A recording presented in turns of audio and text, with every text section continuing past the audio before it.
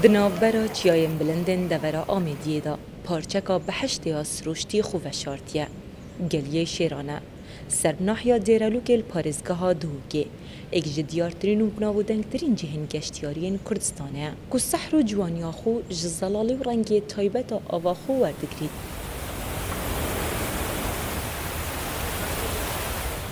گهشتن و دیدنا وان دیمنن هنجوان ریک زحمت و با آستانگ بدوید لی اوه نبویا ریگر گو گشتیار نشنه سر و آوه.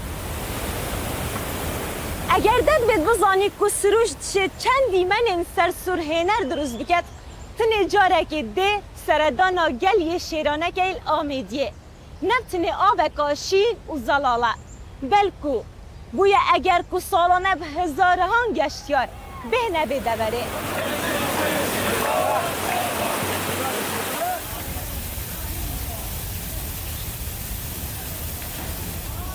ساڵانە دێن بۆ سروشتە جوانەکەی ئاواشین ساڵی وا هەیە جارێک یان دوو جار سەردانی ئەم دیمەنە جوان و ناوازە دەکەین بەڕاستی دیمەنێکی زۆر جوان و تایبەت و دڕفێنە هیوادارم بە تایبەتی کە گەشتیاران دێنە ئێرە ئەو ژینگە جوانە پیس نەکەن. یعنی گەلەی شێرانە ڕاستی جیاکی قەدیمە گەڵە خۆشە یعنی بۆ هەر ئینسانی از توصیه کم بلوانه ویری گرن کردستان یعنی همه جی یعنی به هشت راسیا یعنی به هشت رودنیه جی اکیلا خوشه بو پر انسان هجی یعنی هم خواستم وری ببینه یعنی ناف کن کردستان کارچاوه چاوه نینه به هزار سال رسا بندستی مایه رسا خوندن و درجات بس بو آخره بو آخر پیروزه. تشتی که همی دماولاتی و گشتیار سرسام دکت او کرنگی شین و گشه و آوه جلای زانستی و آواوی گلیش ریجکا زور یا کبریت بیده هید.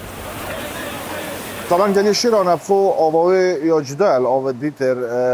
اگر شید زر نوه بو هبینا ریجکا زور کبریت یعنی نواوی آویدا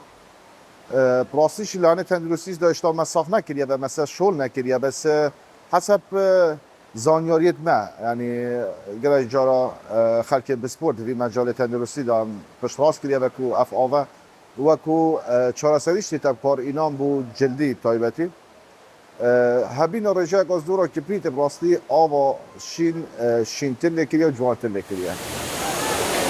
اوه کمالگاه آواشین گلی شیرانه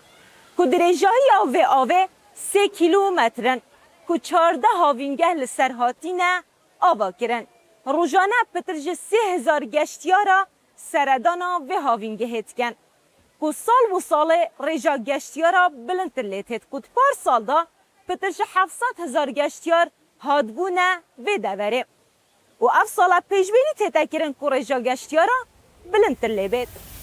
افگلیب آبا خویاشین و حوستین سروشتین کرد هدنی آسین لورزی هاوینی دما گرماتی دگه دلوت که